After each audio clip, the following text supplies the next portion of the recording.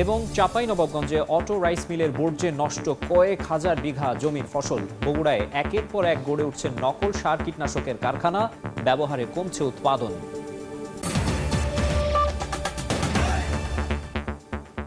বাংলা সময়ের সঙ্গে আছি আমি মাকসুম আলম খান। আইনজীবী আলিফ হত্যার প্রতিবাদে উচ্চ আদালতে বিক্ষোভ করেছেন বিএনপির আইনজীবীরা। আলাদা কর্মসূচি পালন করেছেন জাতীয় নাগরিক কমিটি ও সাধারণ আইনজীবীরাও। এদিকে ইসকন নিষিদ্ধ চেয়ে হাইকোর্টে আবেদন করেছেন এক আইনজীবী। আগামীকালের মধ্যে সরকারের অবস্থান জানাতে বলেছেন আদালত। আইনজীবী সাইফুল ইসলাম আলিফ হত্যার প্রতিবাদে উচ্চ আদালতে বিক্ষোভ করেছেন বিএনপির আইনজীবীরা। আলাদাভাবে কর্মসূচি পালন করেছেন জাতীয় নাগরিক কমিটি ও সাধারণ আইনজীবীরা। আইনজীবী ফোরামের নেতারা বলছেন, ইসকনে ভর করেছে আওয়ামী লীগ। ভারতের ক্ষমতাসীন দল বিজেপি নেতাদের বক্তব্যেরও সমালোচনা করেন তারা। দাবি করেন ইসকন নিষিদ্ধের। দেশকে অস্থিতিশীল করার জন্য উস্কে দেওয়া হচ্ছে। বাংলাদেশে এখনো প্রশাসনে, আইনশৃঙ্খলা বাহিনীতে হাসিনা সরকারের প্রেতাত্মার এখনো আছে। অনতিবিলম্বে তাদেরকে প্রশাসন থেকে বের করে দিতে হবে। বাংলাদেশের মানুষকে মৌলবাদী বানাবার কোন অবস্থাতে চেষ্টা করবেন না। তাই সরকারকে বলছে এই ইসকনকে বাতিল করেন। সেখানে ইসকন নামে কোন সংগঠন করতে পারবে না। মোদী সরকার শেখ হাসিনাকে ব্যবহার করে শুভেন্দু সরকারকে কলকাতায় রেখে আর এইদিকে ইসকনকে মাঠে নামিয়েছে। প্রিয় বন্ধুরা আমার, এই যে যুগসূত্র, সেই যুগসূত্র কিন্তু বাংলাদেশের মানুষ বুঝে গেছে। বিক্ষোভ শেষে আইনজীবীরা নিহত সাইফুলের গায়েবানা জানাজা পড়েন। এর আগে হিন্দুত্ববাদী উগ্র সংগঠন ইসকন নিষিদ্ধ চেয়ে হাইকোর্টে আবেদন করেন এক আইনজীবী। নির্দেশনা চাওয়া হয় চট্টগ্রাম ও রংপুরে জরুরি অবস্থা জারির বিষয়ে। কোর্টে দাঁড়িয়ে অ্যাটর্নি জেনারেল বলেন, ইসকন নিষিদ্ধ হবে কিনা তা পর্যালোচনা করবে সরকার। ইসকনের ইস্যুটা এটা দুর্ভাগ্যজনক। যে আইনজীবী এটা এনেছেন তার হৃদয়ে যে রক্তক্ষরণ হচ্ছে, এই রক্তক্ষরণ বাংলাদেশের 18 কোটি মানুষের হৃদয়েই হচ্ছে। এই ঘটনা একটি ক্রিমিনাল অফেন্স। সরকার গুরুত্ব সহকারে এই ঘটনাটিকে দেখছেন এবং এইটার যথাযথ আইনি পদক্ষেপ সরকার নেবেন। এই সংগঠন রেজিস্টার্ড কিনা, এই সংগঠন নিষিদ্ধ হবে কিনা, এই সংগঠনের বিরুদ্ধে কি ব্যবস্থা নেওয়া হবে, এই সংগঠনের অস্তিত্ব কি, এই সবগুলো বিষয় সরকারের পলিসি ডিসিশন এবং সরকার এটা খোঁজখবর নিয়ে যথাযথ আইনিভাবে এটাকে দেখবেন। বৃহস্পতিবার ইসকন নিষিদ্ধের বিষয়টি ফের উঠবে উচ্চ আদালতে, জানাতে হবে সরকারের অবস্থান। শাতিলা শারমিন, সময় সংবাদ, ঢাকা। এদিকে শ্রমিক অসন্তোষ দূর করতে আরও কিছুটা সময় প্রয়োজন জানিয়ে শ্রম ও কর্মসংস্থান উপদেষ্টা বলেছেন, সংকট সমাধানে প্রয়োজনে সর্বোচ্চ ঝুঁকি নিতেও প্রস্তুত তিনি।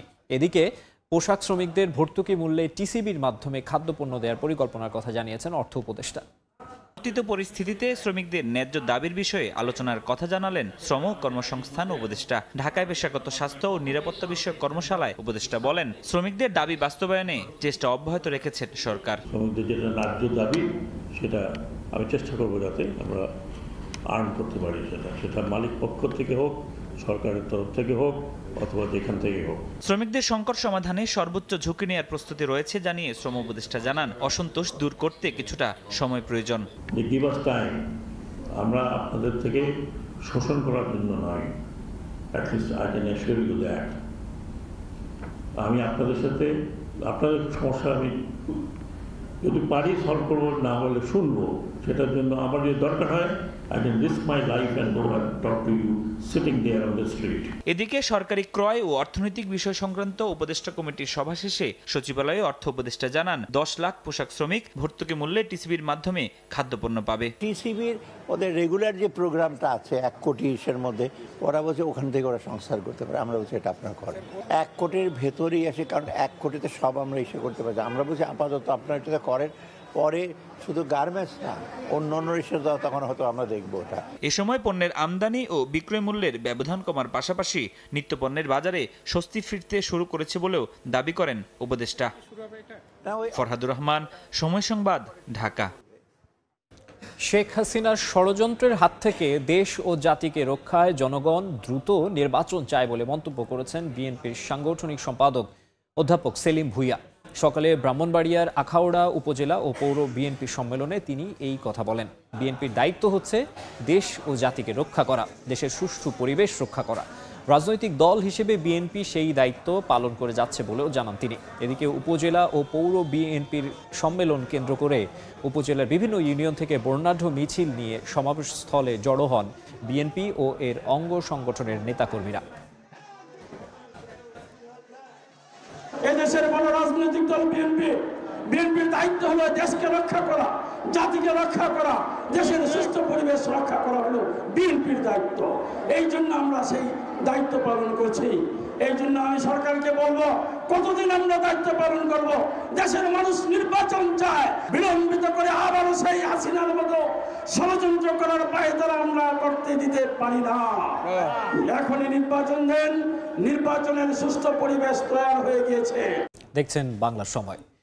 বগুড়ায় গড়ে উঠেছে অসংখ্য নকল ও ভেজাল সার কীটনাশকের কারখানা, যা ব্যবহার করে দমন করা যাচ্ছে না ফসলের রোগবালাই, প্রত্যাশামতো ফলনও না পাওয়ার অভিযোগ কৃষকের।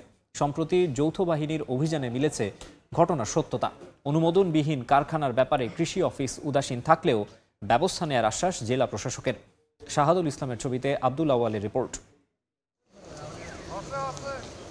3 বিঘা জমিতে বাঁধাকপির আবাদ করেন বগুড়ার চণ্ডীহারা গ্রামের কৃষক ওবায়দুর রহমান। যেখানে 700 মন ফলন পাওয়ার কথা, সেখানে পেয়েছেন 550 মন। উচ্চ মূল্য নামি দামি ব্র্যান্ডের সার কীটনাশক ব্যবহার করেও কাঙ্ক্ষিত ফলন না পাওয়ায় হতাশ তিনি। শুধু তিনি নন, একই অবস্থা সারা দেশের হাজার হাজার কৃষকের। আমার কপিতে সমস্যা হয়ে গেছে, পচারি ধরছে, কীটনাশক দিয়েও কাজ হচ্ছে না। কীটনাশক ভেজাল সারের জন্য আমাদের উৎপাদন ব্যয় বেড়ে যাচ্ছে, কিন্তু উৎপাদন কমে যাচ্ছে। আসলে আমরা কৃষক কোথায় যাবো, কি সমাচার, কোথায় যায় আর থান পাবো?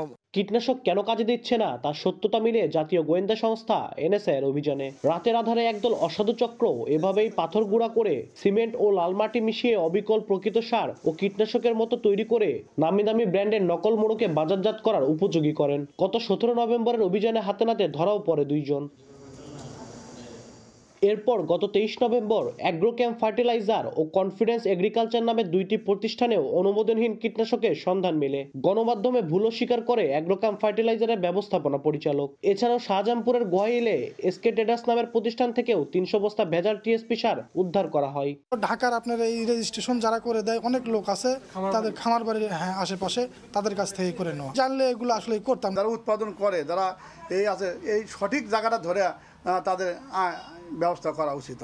আমাদের প্রধান না হয়ে দয়া করা। জেলায় সার কীটনাশকের অনুমোদিত ৭০টি প্রতিষ্ঠান থাকলেও অনুমোদনহীন প্রতিষ্ঠানের সংখ্যা জানা নেই কৃষি কর্মকর্তাদের। নির্বিকার প্রশাসনও। যারা এই কাজগুলো করে থাকেন, নিম্নমানের সার উৎপাদন করার চেষ্টা করেন, আমরা কিন্তু সেগুলোকে আইনের আওতায় নিয়ে এসে আমরা তাদেরকে শাস্তি প্রদানের ব্যবস্থা নিশ্চিত করছে। গোপনীয়ভাবে যখন খবর পাই যে কোথাও ভেজাল সার, ভেজাল ঔষধ প্রস্তুত করা হচ্ছে, সেখানে আমাদের অভিযান চলে যায়। বিশেষজ্ঞরা বলছেন ভেজাল কীটনাশকের কারণে ফলন কমে যেতে পারে 30 থেকে 50%। তাই কৃষি প্রধান বাংলাদেশে কীটনাশকের লাইসেন্স দেওয়ার ক্ষেত্রে আরো যাচাই বাছাই করার পরামর্শ তাদের। কোনো ক্ষেত্রে এটা মোর দেন 30% বা আপ টু 50% পর্যন্ত যে পোকামাকড়ের বা আমাদের রোগবালাইয়ের কারণে এরকম ফসলের ক্ষতি হতে পারে। আমাদের যে ডিপার্টমেন্ট অফ এগ্রিকালচার এক্সটেনশন, যে তাদের সক্ষমতা যত বাড়বে এবং তারা যত বেশি এই জায়গাগুলোতে মনিটর করবে, তাহলেই এইটা নিশ্চিত করা সম্ভব হবে যে আসলে আমাদের কীটনাশকে ভেজাল নাই। অসাধু ব্যবসায়ীদের দৌরাত্ম্য বন্ধে জেলা উপজেলা কৃষি অফিসে নিয়মিত কীটনাশকের মান পরীক্ষার ব্যবস্থা করারও পরামর্শ দিচ্ছেন বিশেষজ্ঞরা। আব্দুল আউয়াল, সময় সংবাদ, বগুড়া। এই ছিল বাংলার সময়। সঙ্গেই থাকুন সময়।